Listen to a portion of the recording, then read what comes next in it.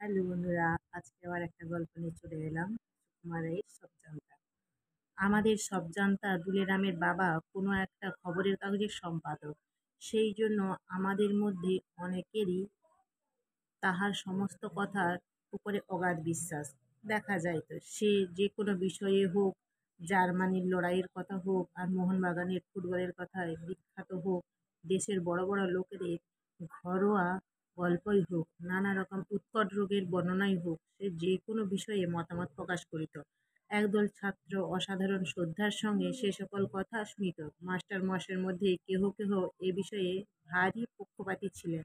দুনিয়ার সকল খবর লইয়া সে কারবার করে, সেই জন্য পণ্ডিত মহাশয় তাহার নাম দিয়েছিলেন সব জানতা। আমরা কিন্তু বরাবরই বিশ্বাস ছিল যে সব জানতা যতখানি পাণ্ডিত্য দেখায়, আসলে তাহার অনেকখানি উপর চালাকি। দু চার দিন বড় সড় কথা শোনা আর খবরের কাগজ পড়িয়া দু দশটা খবর এই মাত্র তাহার পুঁজি, তাহারই উপরে রং চং দিয়া নানা রকম বাজে গল্প জুড়িয়া সে তাহার বিদ্যা জাহির করিত। একদিন আমাদের ক্লাসে পণ্ডিত মশাইয়ের কাছে সে নয়াগ্র জলপ্রপাতের গল্প করিয়াছিল। তাহাতে সে বলে, নয়াগ্র 10 মাইল উঁচু, 100 মাইল চওড়া। একজন ছাত্র বলল, সে কি করে হয়? এভারেস্ট সবচাইতে উঁচু পাহাড়, সে মোটে 5 মাইল। সব জানতা তাহাকে বাধা দিয়া বলিল, তোমরা তো আজকাল খবর রাখো না। যখনই তাহার কোনো কথায় আমাদের সন্দেহ বা আপত্তি করিতাম, সে একটা তার নাম করিয়া আমাদের ধমক দিয়া বলিত, তোমরা কি অমুকের চাইতে বেশি জানো? আমরা বাহিরে সব সহ্য করিয়া থাকিতাম, কিন্তু এক এক সময় রাগে গা জ্বলিয়া যাইত। সব জানতা যে আমাদের মনের ভাবটা বুঝিত তা নয়। সে কিছু বিলক্ষণ বুঝিতেই সর্বদা এমন ভাব প্রকাশ করিত, তাহার আমরা তাহার কথাগুলো মানি না মানি তাহাতে কিছুমাত্র আসে যায় না। নানা রকম খবর গল্প জাহির করিবার সময় মাঝে মাঝে আমাদের শুনিয়া বলিত, অবশ্যই কেউ কেউ আছেন যারা এসব কথা মানিবেন না, অথবা যারা না পড়েই খুব বুদ্ধিমান, তারা নিশ্চয়ই এসব উড়িয়ে দিতে চাইবেন ইত্যাদি। ছোকরা বাস্তবিক অনেক রকম খবর রাখিত, তাহার উপরে বোলচালগুলিও বেশ ঝাঁকালো রকমের, কাজেই আমরা বেশি তর্ক করিতে সাহস পাইতাম না। তাহার পরে একদিন কি কুক্ষণে তাহার একমাত্র ডেপুটি ম্যাজিস্ট্রেট হইয়া আমাদের স্কুলের কাছে বাসা লইয়া বসিলেন। তখন আমরা সব জানতাকে পাই, তাহার কথাবার্তা দৌড় আশ্চর্য রকম বাড়িয়া চলিল। সে মনে হইতে বুঝি বা তাহার পরামর্শ ছাড়া ম্যাজিস্ট্রেট হইতে পুলিশের পেয়াদা পর্যন্ত কাহারও কাজ চালিতে পারি না। স্কুলের ছাত্রমহলে তাহার খাতির ও প্রতিপত্তি এমন আশ্চর্য রকম জমিয়া গেল যে আমরা কয়েক বেচারা, যাহারা বারবার ঠাট্টা বিদ্রূপ করিয়া আসিয়াছি, একেবারে কোণঠাসা হইয়া রহিলাম। এমনকি আমাদের মধ্যে দু একজন তাহার দলে যোগ দিতে আরম্ভ করিল। অবস্থাটা এমন এসে দাঁড়ালো যে স্কুলে আমাদের টেকা দায়।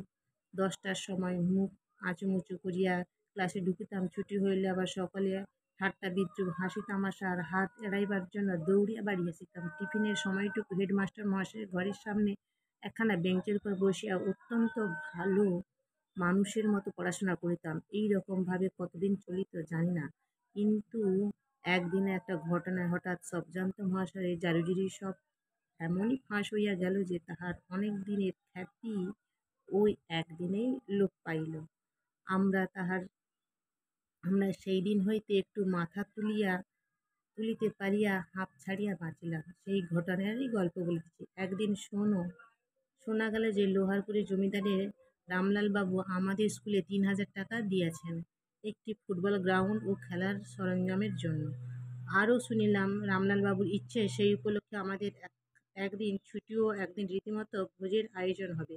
কয়েকদিন ধরিয়া এই খবরটা আমাদের প্রধান আলোচনার বিষয় হইয়া উঠিল।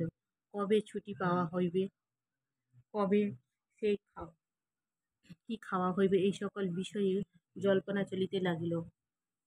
সবজান্তা দুলিরাম বলিল, যেবার দার্জিলিং গিয়াছিলাম সেবার নাকি রামলাল বাবুর সঙ্গে তাহার দেখা সাক্ষাৎ, এমনই আলাপ পরিচয় পর্যন্ত হইয়াছিল। রামলাল বাবু কেমন খাতির করিতেন, তাহার কবিতার আবৃত্তি শুনিয়া কি কি প্রশংসা করিয়াছিলেন, এ বিষয়ে স্কুলের আগে ও পরে সারাটি টিফিনের সময় সুযোগ পাইলেই ক্লাসের পড়াশোনার ফাঁকে ফাঁকে নানা রকম গল্প বলিত।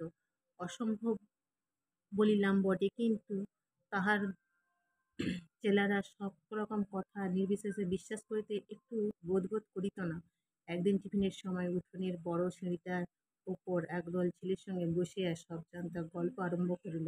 একদিন আমি দার্জিলিংয়ে লাট সাহেবের বাড়ির কাছেই ওই রাস্তাটায় বেড়াচ্ছি, এমন সময় রামলালবাবু হাসিতে হাসিতে আমার দিকে আসিছেন।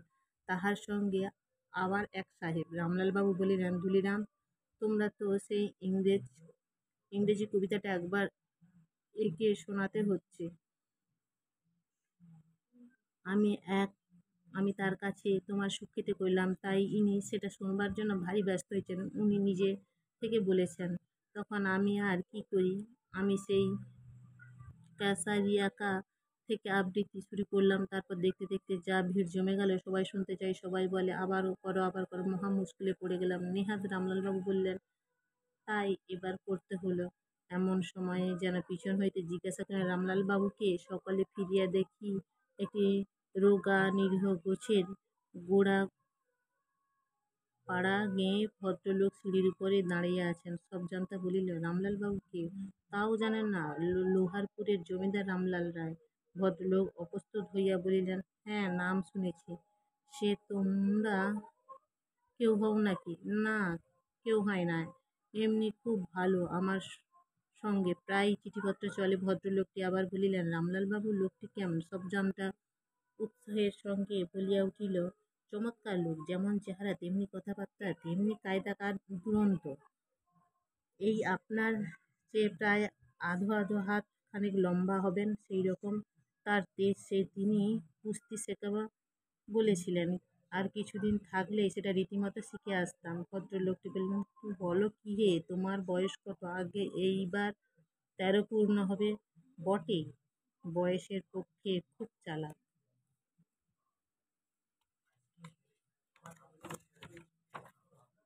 বেশ তো কথাবার্তা বলতে পারো।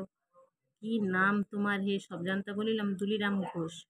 রণদাবাবু ডিপুটি আমার মামা হন। শুনিয়া ভদ্রলোকটি ভারী খুশি হইয়া হেডমাস্টার মহাশয় ঘরের দিকে চলিয়া গেলেন। ছুটির পর আমরা সকলেই বাহির হইলাম। স্কুলের সম্মুখে ডেপুটি বাবু বাড়ি, তার বাহিরে বারান্দায় দেখি ভদ্রলোকটি বসিয়া দুলিরামের ডেপুটি মামার সঙ্গে গল্প করিতেছেন। দুলিরাম দেখিয়া মামা ডাক দিয়ে বলিলেন, এ কি দুলি, এদিকে আয়, একে প্রণাম কর, এটি আমার ভাগ্নে দুলিরাম। ভদ্রলোকটি হাসিয়া বললেন, হ্যাঁ, এর পরিচয় আমি আগেই পেয়েছি। দুলিরাম আমাদের দেখাইয়া খুব আড়ম্বর করিয়া ভদ্রলোকটিকে প্রণাম করিলেন।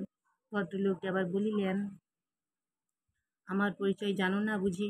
সব জানতা এবার আর জানি বলতে পারিল না, আমতা আমতা করিয়া মাথা চুলকাইতে লাগিল। ভদ্রলোকটি তখন বেশ একটু মুচকি মুচকি হাসিয়া আমাদের শুনাইয়া বলিলেন, আমার নাম রামলাল রায়, লোহারপুরের রামলাল রায়। দুলিরাম খানিকক্ষণ হাঁ করিয়া দাঁড়িয়ে রহিল, তারপর মুখখানা লাল করিয়া হঠাৎ এক দৌড়ে বাড়ির ভিতর ঢুকিয়া গেল। ব্যাপার দেখিয়া ছেলেরা রাস্তার উপরে হু হু করে হাসিতে লাগল। তার পরের দিন স্কুলে আসিয়া দেখিলাম সব জানতা আসে না, তাহার নাকি মাথা ধরিয়াছে। নানা অজুহাতে সে 2-3 দিন কামাই করিল। তারপর যেদিন স্কুলে আসিল, তখন তাহাকে দেখিবা মাত্র তাহার কয়েকজন চেলা কিলে রামলালবাবু চিঠিপত্র পেল বলিয়া তাহাকে একেবারে ঘিরিয়া দাঁড়াইল। তারপর যতদিন সে স্কুলে ছিল ততদিন তাহাকে খেপাইতে লাগল। বেশ কিছু করা দরকার হইত না। একটিবার রামলালবাবু খবর জিজ্ঞাসা করিলেন, বেশ তামাশা দেখা যাইত। ধন্যবাদ।